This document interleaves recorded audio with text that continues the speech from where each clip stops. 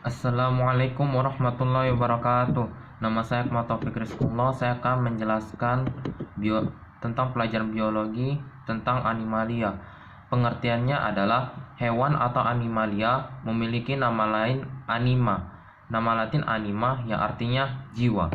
Ciri-ciri animalia yaitu 1. Eukariotik yang artinya memiliki membran inti sel. 2. Multiseluler atau bersel banyak. 3. Tidak memiliki sel. 4. Tidak berklorofil sehingga hidup sebagai organisme autotrof. 5. Dapat menggerakkan tubuh untuk mencari makan atau mempertahankan diri. Hewan dapat dikelompokkan berdasarkan ada tidaknya jaringan penyusun tubuh. Yang terdapat ada 2. Yang 1 Parazoo dan yang kedua Eumetazoa. Parazoo artinya hewan yang tidak memiliki jaringan sejati. Contoh anggota filum Porifera. Eumetazoa adalah hewan yang memiliki jaringan sejati. Contoh anggota Cnidaria, Annelida, Mollusca dan lain-lain. Berdasarkan simetris tubuh ada 2, yaitu simetris radial dan simetris bilateral. Lapisan lembaganya ada 2, yaitu diploblastik yang artinya memiliki 2 lapisan lembaga atau tubuh yang isinya lapisan luar ektoderm dan lapisan dalam endoderm. Yang kedua tripoblastik atau memiliki 3 lapisan lembaga atau tubuh, yaitu lapisan luar ektoderm, lapisan tengah mesoderm dan lapisan dalam endoderm. Invertebrata adalah hewan yang tidak dimiliki tulang belakang. Jumlah spesies ini meliputi 95% dari seluruh hewan yang diketahui hidup di bumi.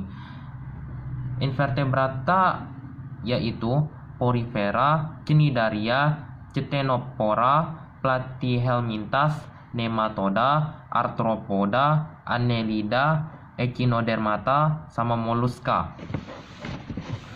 Untuk yang pertama saya akan membahas tentang Porifera. Ciri-cirinya yaitu tubuhnya diploblastik. Yang kedua disebut sebagai hewan spons. 3. Tubuhnya terdapat spikula yang mengandung zat kapur atau kalsium, zat kersik atau silikat, atau benang-benang spongin. Yang keempat, hidup dengan tipe sesil atau menetap di dasar perairan. 5. Tubuh dilengkapi saluran air. 6. Reproduksi secara vegetatif dengan kuncup dan gemulae, dan secara generatif. Tipe Porifera terdapat 3 tipe, yaitu tipe Ascon, tipe Sikon, dan tipe Ragon atau Leucon. Klasifikasinya itu ada 3, yaitu Calcarea, Hexactinellida, dan Demospongia atau spons tebal. Peranannya yaitu beberapa jenis Porifera seperti Spongia dan Hippospongia dapat digunakan sebagai spons mandi. Zat kimia yang dikeluarkannya memiliki potensi sebagai obat penyakit kanker dan penyakit lainnya. Yang terakhir, dapat membantu ekosistem terumbu karang. Yang kedua saya akan membahas tentang Coelenterata. Ciri-cirinya yaitu 1. Hewan bersel banyak atau multiseluler. 2. Tubuh radial simetris atau 2 lapis sel. 3. Bentuk seperti tabung atau polip dan mangkuk atau medusa. 4. Tentakel punya sel racun cnidoblast atau sel penyengat mematosis. 5. Punya rongga gastrovaskuler. 6. Mengalami metagenesis atau pergiliran keturunan. Yang kedua fase hidup. Fase hidup Coelenterata ada 2, yaitu polip dan medusa. Reproduksinya yaitu aseksual atau vegetatif dan seksual atau generatif. Klasifikasinya adalah Cnidaria atau Ctenophora.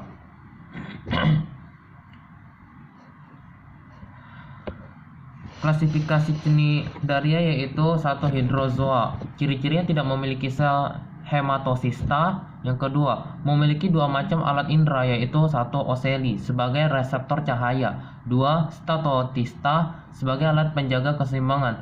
Contoh Hydrozoa, Obelia sp dan Hydra sp. Yang kedua, Scyphozoa. Fase medusa ciri-cirinya yaitu fase medusa lebih dominan daripada fase polip, sehingga sering disebut ubur-ubur sejati. Yang kedua memiliki nematosida. Yang ketiga kubozoa, ciri-cirinya mengalami siklus lengkap dari polip hingga medusa. Umumnya berbentuk kotak, memiliki lensa mata yang kompleks, mampu berenang lebih cepat. Sengatan nematosistanya paling berbahaya. Contohnya yaitu ubur-ubur kotak atau Chironex fleckeri, tawon laut. Yang keempat anthozoa, memiliki bentuk seperti bunga, memiliki nematosista. Contohnya Metridium dan Edwardsia. 2. Antipates atau koral hitam. Ketiga Cerianthus. 4. Corallium. 5. Acropora, Fungia, dan Astrangia.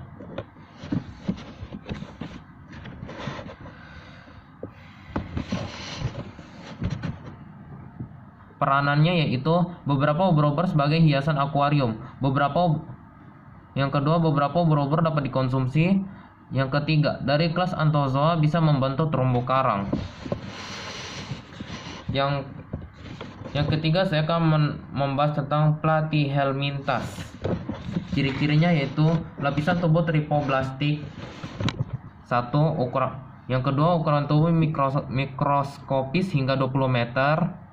Yang ketiga, tubuh simetris bilateral, pipih tidak memiliki rongga tubuh akelomata. Yang keempat, pencernaan terdiri dari mulut, faring, usus dan tanpa anus.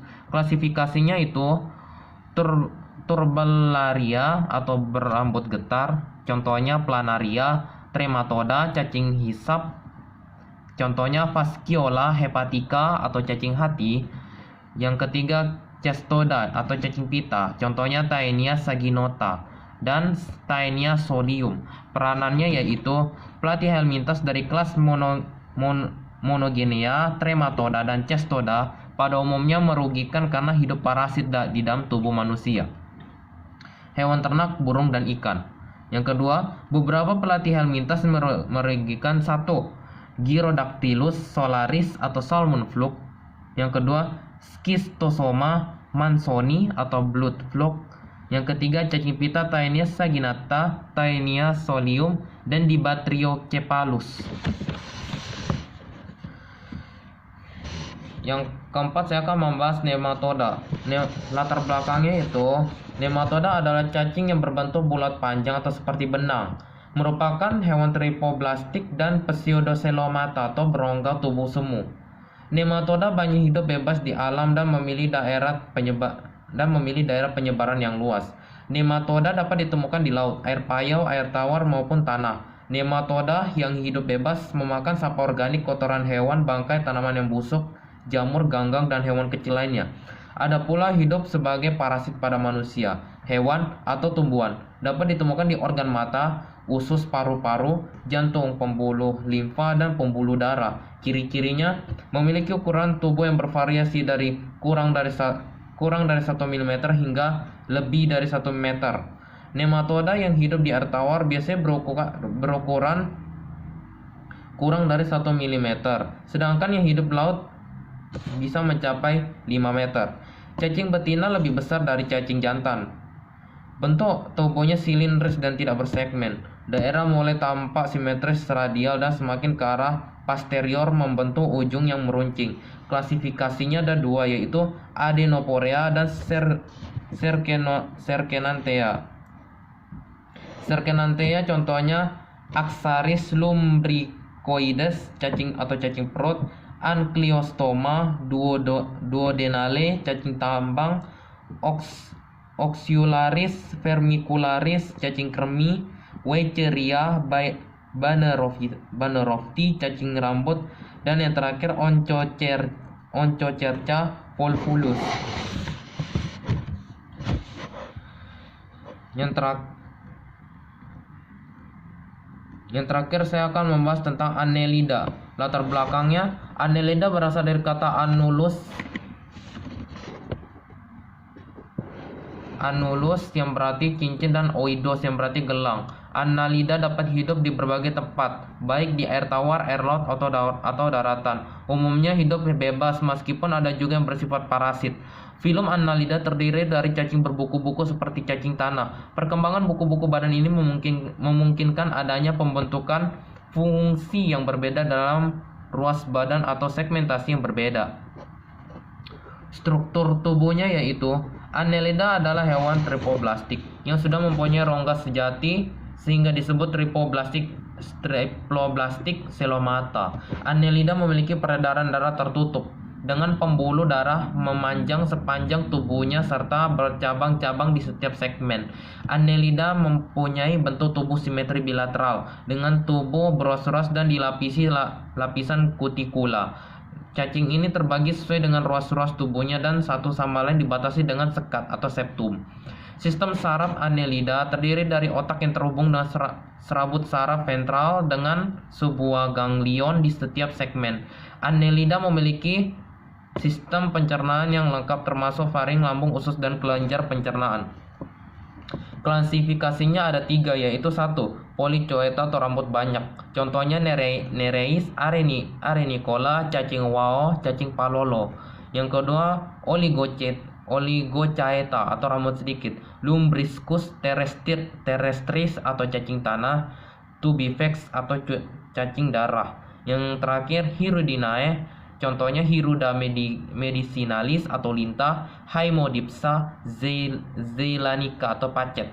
Peranannya yaitu cacing tanah dapat menyuburkan tanah karena membantu menghancurkan tanah dan membantu aerasi tanah. Yang B, cacing palolo dan cacing wow dimanfaatkan masyarakat di daerah tertentu dijadikan sebagai makanan. Yang ketiga, lintah menghasilkan zat hirudin dan zat antikoagulan dan zat anti pembekuan darah.